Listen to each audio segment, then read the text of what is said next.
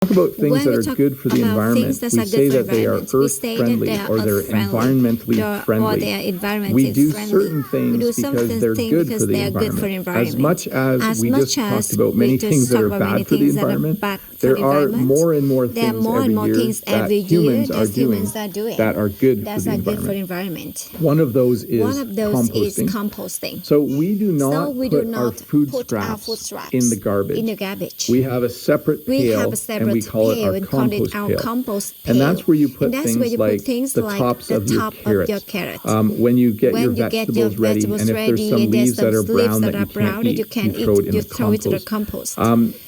You can in some places also throw in your like moldy cheese or milk that's gone sour. We actually have our compost picked up by a truck. On garbage day, a truck comes once a week and it picks up our garbage, our compost, and our paper recycling, our metal recycling, and our plastic recycling, and our paper recycling. It's all separated. But I'll tell you a little secret. Because I live on a farm, all of our kitchen scraps from fruits and vegetables we give to our chickens. Our chickens like to eat them. So we compost everything else, but we don't compost that. So in Canada, in Ontario, we have a composting system. All of your kitchen scraps go to a central location, and they are put in a big pile, and then they just decay and decompose, and when it's all done, you have really good fertilizer. We also use more and more things that are biodegradable. Let me say that one more time. When something is biodegradable, it means that it's made of all natural substances. And if you throw it on the ground, over time it will just decay and disappear. I've used the word decay a lot. Decay is when something goes from being brand new and it slowly disappears. Bacteria and insects and different things eat it. And then eventually it's just gone. So we have things now that are biodegradable. This spoon, fork, and knife are made out of wood. Bamboo, some of our biodegradable stuff is made out of bamboo. Let me say that word one more time. Biodegradable. Simply means that it will decay when left in the environment, and it's made of all natural materials. In Canada and in many other places in the world, we have recycling programs. Recycling is when you take something that humans have made, and then you use it again to make new things. In Canada, we recycle our metal, we recycle our paper, we recycle our plastic, and we're not very good at it, though.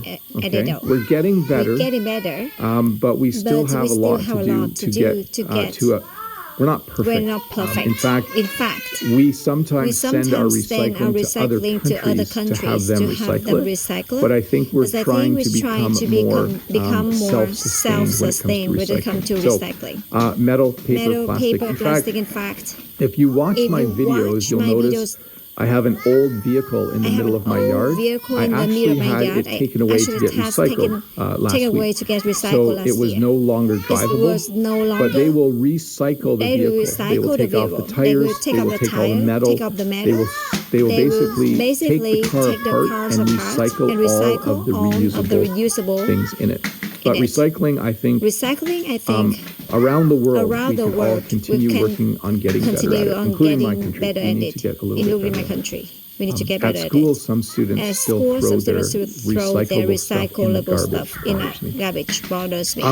We often say this. One of the best things to do for the environment is the three R's, to reduce, reuse, and recycle. So when you reduce, you just use less of something. So if I wanted to be helpful for the environment, I could just reduce the amount of gas that I use. Okay, I could just drive less, and I would be reducing the amount of gas. Another thing I could do is I could keep my house cooler in the winter and warmer in the summer, so that I use less electricity.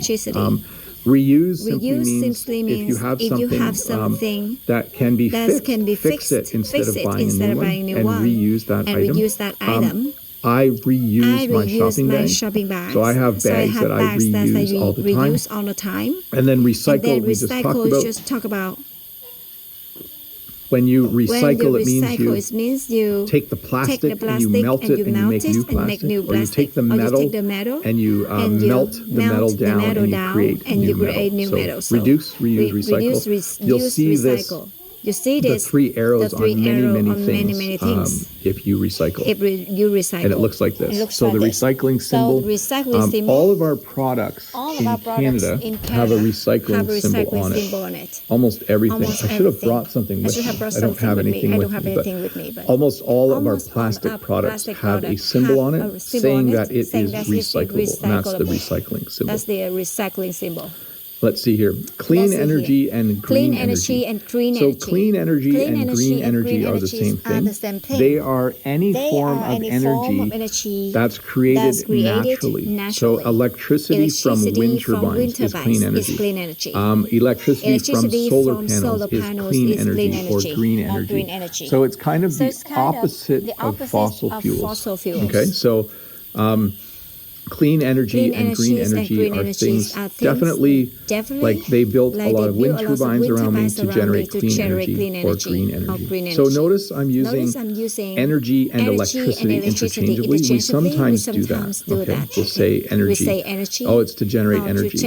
We mean electricity most of the time. There's also renewable energy, which is the same. So anything like wind or sometimes we build a dam so that we can generate hydroelectric power, and then solar as well. So all of those are renewable because they're sources of energy that just keep generating energy. You don't have to put fuel in order to get energy from them. One thing people do that is good for the environment is they carpool. When you carpool, instead of me driving to work by myself, if there was another teacher along the way, we would drive together. Unfortunately, no other teachers live near me, but at my work, there are a number of teachers who carpool. They come to work in the same car. So they take turns driving to work so that they don't drive two vehicles to work every day, which would be kind of silly. If you lived in the same place, if you live close to each other and you're going to the same job, often you will carpool. We in Canada have what are called carpool lanes on the highways, especially around Toronto. A carpool lane is basically a lane where if there is more than one person in the car, you can drive in the lane where there's no traffic.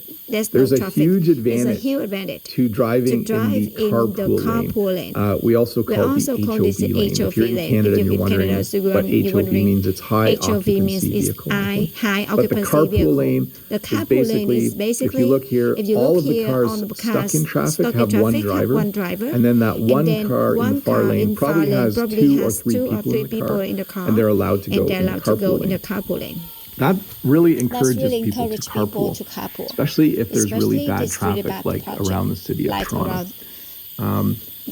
We have many things that are energy efficient. Okay, so every year I get more windows in my house replaced because the windows I have are not energy efficient, but I have energy efficient windows installed. So we didn't have any done last year, but 2 years ago, I had 5 windows replaced. A person came and we took the windows out and put energy efficient windows in. It's very important in countries where you heat your houses in the winter to have energy efficient windows because in the long run it saves you money. So over time it saves you money. So we have many things that are energy efficient. The last refrigerator I bought is very energy efficient. It uses less electricity than my old refrigerator. But I bought it because my old refrigerator died. I didn't buy it just because I wanted a new one. Because sometimes you have to weigh all of your choices. There's also energy conservation. Okay, so this is someone adjusting their thermostat. One way to conserve energy is to just use less of it. You can conserve energy by keeping your house colder in the winter and a little bit warmer in the summer. So use a little less heating fuel and use a little less air conditioning during those times of the year.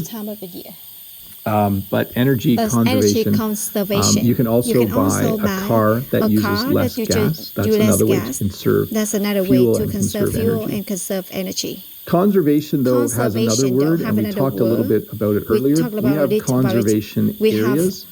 You could also call them parks. A conservation area is an area where the government has decided that no one can build houses there, no one can live there, no one can usually even walk there. Sometimes there's a trail you can walk along, but you're not allowed to go off the trail. No factories can be there. A conservation area is a natural area that the government decides needs to be protected. Okay? So it's called a conservation area. So there's more. The word conservation is used a lot. Okay? You can conserve energy, you can conserve an area, etc. The area. And then let me see where I am on my list. We're moving right along. So we have natural resources. So natural resources are things like trees, things like oil, things that you just find in the environment that you can use to make things. So metals and wood and all, even uranium is a natural resource. There are things that aren't made by humans. There are things that we take out of the environment. And one of the things with natural resources is we have to be careful that we don't destroy the environment when we're removing the natural resources. So with wood, for instance, we want it to be sustainable. So this is another word we often use when talking about the environment. When something is sustainable, it means that you're not destroying it. You're doing it in a way where it keeps going. Let me give you a good example.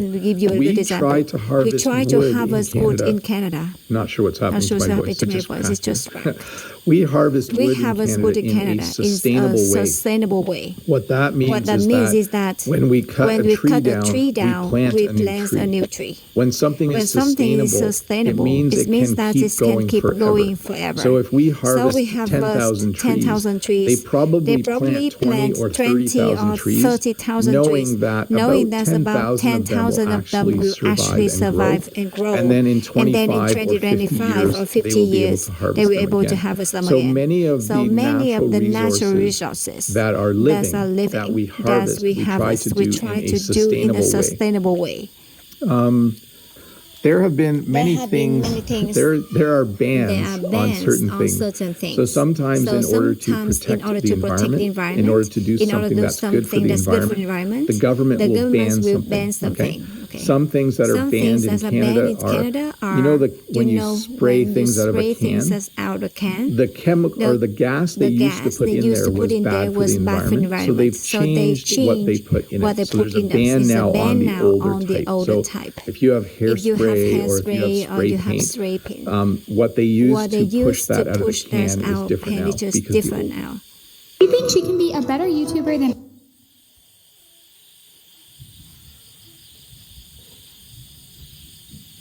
We have the same thing with air conditioning. The gas that's in air conditioners has changed because the older gas wasn't good for the environment. Wasn't good for the environment. And then we have Earth Day. So April 22nd is something called Earth Day. It's definitely not a day off work, not a holiday for me. But on April 22nd, many countries in the world will celebrate Earth Day. It's a day when we think about our planet, and we think about all of the things that we can do to take care of the planet, all of the things we can do to keep things growing and to keep animals happy out in the environment and to reduce pollution and to just make it a better world for everybody to live in. So I hope you have a good Earth Day. It's about a month away, but I don't do anything super special on Earth Day, but I will tell you this. Jen and I on our property have probably planted over 100 trees in our life. We might plant a few more this year. I just like trees, and the more, the better.